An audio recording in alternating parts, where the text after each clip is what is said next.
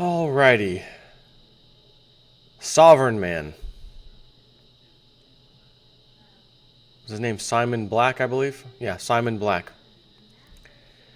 He says, it was only a few weeks ago that I told you about the government's annual report on Social Security. I remember talking about this too. I may have even been talking about one of his articles. They're robbing Peter. There's a couple of ways to rob Peter, Peter being the Social Security fund, to pay Paul, which is another part of the Social Security fund, such as disability, which is already bankrupt, but they're taking it out of the main fund to pay for it. So we also have this IRS tax for those people who can't afford super expensive health insurance, and you don't quite you can't apply, or you don't qualify for subsidies. You make too much money. Sorry.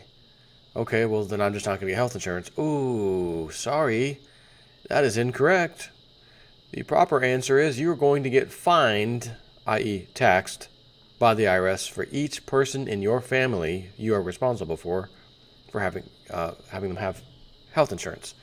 So you're paying essentially another tax. So speaking of another tax, wait till you hear this. It was a verifiable death sentence for the program. Talking about what I was just talking about, how they're robbing parts of it to pay for other parts of it.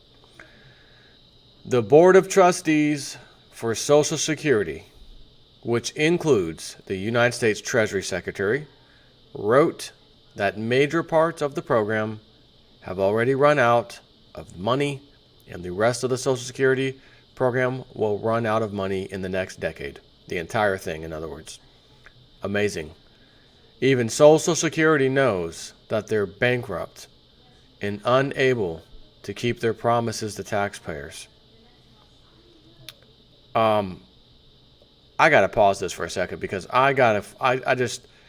it's unfathomable for me to think about, and I've already talked about this last time I spoke of Social Security, but I'm going to remind you quickly. You started working when you were 15, 16, 17, 18, 19, 20. I think I gave you an example and said, let's just pretend we all start working at 20 and we all, quit working at 65 or whatever.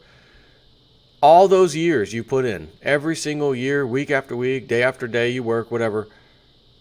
How is it not there for you? In other words, if I put in $10 and sit it over here in this hidden spot for the rest of my life, every day I put $10 in there, let's just say,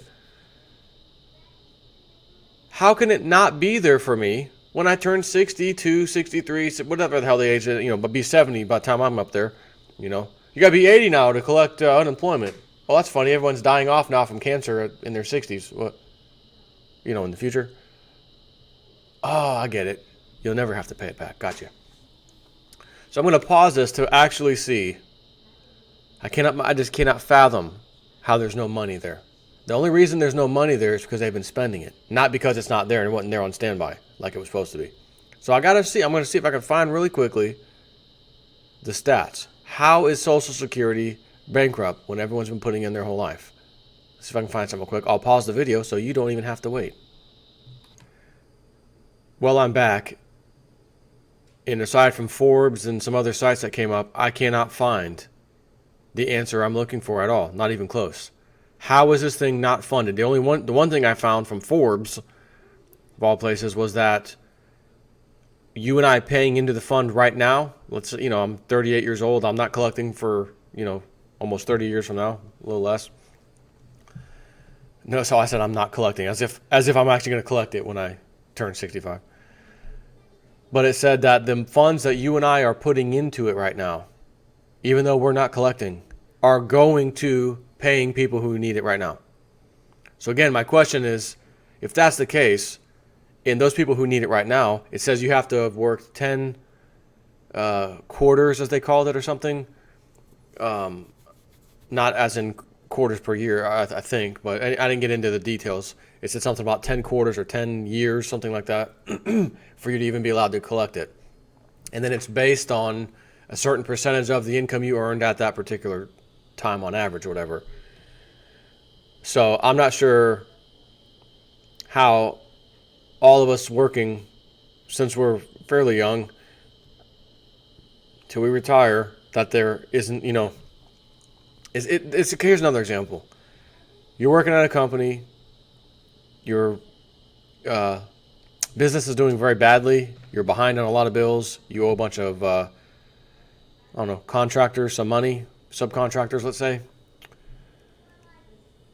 and they're still doing jobs for you, even though you owe them money from previous jobs. And they say to you, listen, I know that customer paid that I just installed this on, and the one I did before that, I know they paid. So why don't you give me my money out of that amount? And the answer is, we're taking all the money we can get in right now to pay off everybody that we owe. Not just you and your specific job. So in that example, I think maybe it's just all this money coming in is going out. But again, how can that be when they started this, back in, was it Roosevelt's time? You couldn't collect it then. You had to work till you're, and I don't know what the retirement age was back in the 30s when they started this, 1934 or 35 when they enacted this law. But let's just say it was 60 years old. So that means from 1930, you had to be, 60 years old and put in that certain amount of time. It makes no sense to me that there's just, not enough was being put in it and too much is coming out. It's not possible. Everybody put in during their life, they get it back out, right? I mean, it just doesn't make sense to me. Not only that, you're supposed to be putting this in there into this fund. The fund should make some kind of interest. I mean, right? It's like anything you invest in. So none of this makes sense to me. Other than knowing the government has taken that money and spent it elsewhere. Not telling you and I, we've spent that money, it's already accounted for. They're trying to say, it's you guys. You guys are too many people retiring. Again, anyone that's qualified to get it is qualified for a certain amount, right? I mean, this doesn't make any sense. Let me just continue this. So it says, amazing. Even Social Security knows that they're bankrupt and unable to keep their promises to taxpayers. This is going to cause an unbelievable crisis in the United States. Think about it. Half of Americans have zero retirement savings and will be fully dependent on the Social Security once they retire. But by the time their retirement comes, the program will have likely already run out of money. Well, the government has figured out a solution, and it's genius. 2 weeks ago, yes, as in right now, 2 weeks ago, a new bill was introduced on the floor of Congress that, just like all the other really dangerous legislation, Patriot Act, this bill has a catchy acronym. How many times have I come on here myself and told you, the Patriot Act, the Savings and Loan Crisis, the St. Germain Act. I always mention those things. We got another one. It's called the Save Up Accounts Act. Sounds good. Save up, man. Which stands for Secure, Accessible, Valuable, Efficient, Universal Pension Accounts Act, or Save Up. I just tasted vomit in my mouth, he says. In short, Save Up mandates certain employers and businesses in the United States, including many small businesses, to start contributing a fixed amount of money per employee into a brand new national retirement fund. It's amazing. All the crap happening across the world, news, DNC, Hillary, Wasserman Schultz, Bernie, the clown, shooting, stabbing, ISIS, not ISIS, drill, not a drill, oh God.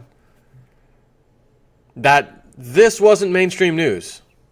Well, of course it couldn't be, because we got other things happening, just coincidentally timed. All coincidence, I'm sure. So it says, based on the contribution requirements and the average wage in the United States, about $50,000 annually, The bill is slapping a 2% wage tax on employers. The funny thing, employers are already paying a 6.2% amount to Social Security. So an additional 2% tax effectively constitutes a 32% approximate proportional increase, right? So 6.2, add another 2%, 32% increase. Yes, it's only 2%, but the increase itself is 32%. This idea is such a classic example of government thinking. Social Security is failing and will be unable to keep its promises to taxpayers in the next decade. So there's a pretty convincing track record suggesting that government-managed retirement funds are a very bad idea. And yet the best solution these people can come up with is to raise your taxes, steal more money, and establish a brand new government-run retirement fund, which means more government glut. Got to hire my boys. Like you saw the Clinton emails, all these donors and all these people, we got high positions in federal government, appointed positions. And since you've donated, you're going to get those spots. Thank you, donors. Not because you're qualified or even have a clue as to what you're doing in these positions. We just have tons and tons of appointed positions for people just like you who donate to us. The WikiLeaks emails are now showing. DNC, spreadsheets, this guy wants this position. And you piece of crap, you're going to pay for it. 2% over here. IRS, healthcare, non-healthcare tax over there. You're already paying how much for insurance for your family? $1,000, $1,200 a month for insurance? That's a mortgage payment. That's a mortgage payment. Of course, if you live in upstate New York, or not necessarily upstate, anywhere in New York, especially the city, that's pocket change compared to a mortgage. But generally speaking, across the United States, $1,200 could buy you a house, and not a piece of junk either, an okay house. And that's just going for your health care. Now, as you know, I had to go to Mexico to get my foot worked on, surgery, because I went to 3 doctors here, and they can't seem to do anything about it. One of them did a surgery, didn't even really read the MRI. Oh, it didn't say anything about that it was a cyst. It said a neuroma possibly. I said, no, I think it said it was a possible cyst or neuroma. No, I don't think so. Do you have the paperwork still here? Could you get it? Yeah. Oh, yeah, it does say that. Woman, you just cut my foot open a month ago, and it's the same. And you're just now saying, oh, yeah, it does say that. Did you not read the MRI? Went to 2 other doctors. Yeah, well, I can give you vitamin B12 shots. Oh, have you done physical therapy? Physical therapy? My foot's in pain. There's something in my foot. I can feel it. It hurts. Okay, I've had enough. Paying for health insurance this year. Went ahead and did it. Mexico, pay out of pocket because health insurance coverage doesn't cover you in Mexico. They cut me open, found a cyst, cut it out. Unbelievable. So I am paying the healthcare industry to help everybody else out, apparently, while I'm not getting any service. The insurance company would have approved it. They approved the MRI, they approved the visit, they approved everything. No problem. Doctors, can we do surgery? No surgery. Doctor, can I do my surgery? No surgery. So I'm paying you monthly, the insurance industry, to get this. You guys won't do it. So I have to pay for plane ticket, and then pay the doctors there a little over $3,000 total to get this done. How much am I going to pay this year for insurance? Wow, should have never even had insurance. Should have never even paid it. I would have paid for my whole trip easily. Unbelievable. Everywhere you look, you're getting squeezed. Oh, time to renew your license plate? Yeah, tag, sticker. Oh, man, when did the prices rise? Oh, last February. Yeah, in February they raised them. Man, if I don't pay this, I can't drive my car. I'll get a ticket, and then if I get a ticket and I don't pay the ticket, I'll get my license suspended. I'll just have to pay it. And before you know it, you're getting hit over here, over there, over here, over there, over here, over there. And you're saying, where the F is my money going? What am I getting for this? I'm getting nothing. Pull out the spreadsheet, appointed over there, big $200,000 paycheck, salary. We're going to appoint you over here. That's a $350,000 salary. And then all the military spending. Again, the gas station example. I love the gas station example. We had to give 38 or 40, 43, somewhere around there. We'll just call it 40 million to fund this natural gas type gas station in the Middle East. In the budget accountability office says that should have cost no more than $500,000. $500,000 to $40 million. Yeah, cost us a little extra. And do you think they're going to slow down on that? Do you think they're going to stop this reckless abandonment, reckless spending of your money and my money? It's going to get worse. Bigger government. We're going to have a new accountability office. We also had to hire 16,000 more IRS agents. And when asked, why are we hiring 16,000 more agents? What do we need them for? Well, who's going to collect this tax if it's not an income tax? It's not an income tax. I think O'Reilly was grilling somebody. F it, we'll do it live. That O'Reilly. You can't even answer. It's got to be taxed by somebody. It's got to be collected. It's going to be the IRS, isn't it? Well, no. Yes, it is. And yes, it was. Anyways. So it says again, the best solution these people can come up with is to raise your taxes, steal more money, and establish a brand new government-run retirement fund. And as I just said, all those other examples of absolute reckless spending. Speaking of Hillary again, $6 billion when she was head of state, whatever. We don't know. We can't account for that. $6 billion. I have no idea. It's just gone. Interesting. 9/11. Day before 9/11, 2001. Secretary of State then. We can't account for $2 trillion. Naturally, where would you look for that if you had to investigate? How about the accounting division? Right? Pentagon, where's your accounting division? It actually used to be over there, but the next day the plane came in and hit it, and it hit the accounting department. And so we can't help you out with looking for those records. Oh, you don't have backups? Oh, of course we have backups. We have backups of backups, but don't ask that question. And don't ask the question why a 16-foot wide hole, like a missile hit it. Don't ask how a plane can fit through there, and don't ask where the wings are, the engines, the passengers, the baggage, the wheels. Don't ask any of that. We'll just show you one screenshot of a little metal aluminum piece off of some plane and run that as front page news. And we bought it. Hook, line, and sinker. I bought it for years. Never even knew to question it till YouTube came along in 2005. Brand new YouTube. Oh, what's this? People are posting videos. And then Google tried to compete. Google Video. Remember those days? And it was on Google Video. Trending. Most watched videos. And I'm seeing what is this stuff? 9/11? And what is this? I couldn't watch it. I couldn't believe what I was seeing the titles. Get this out of my face. What the hell is this?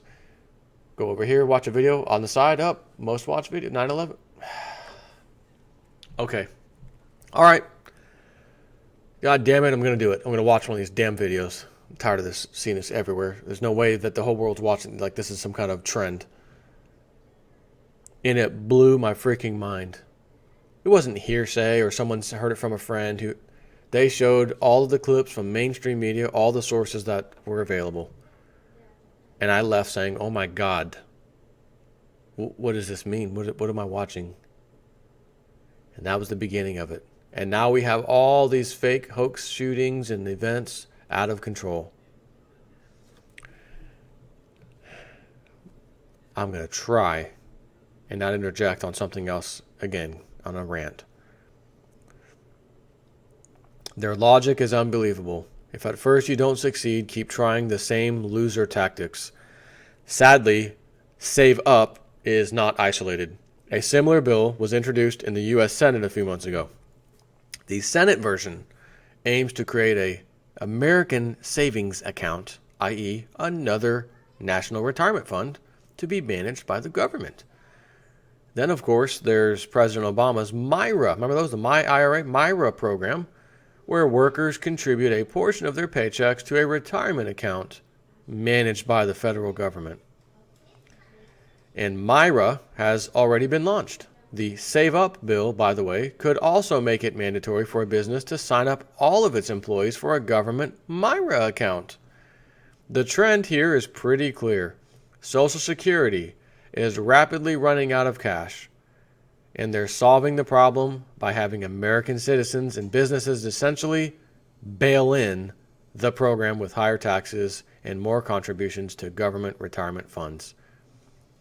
And again, I mean, they have to fund their reckless spending also, which is way more insane than this little retirement problem.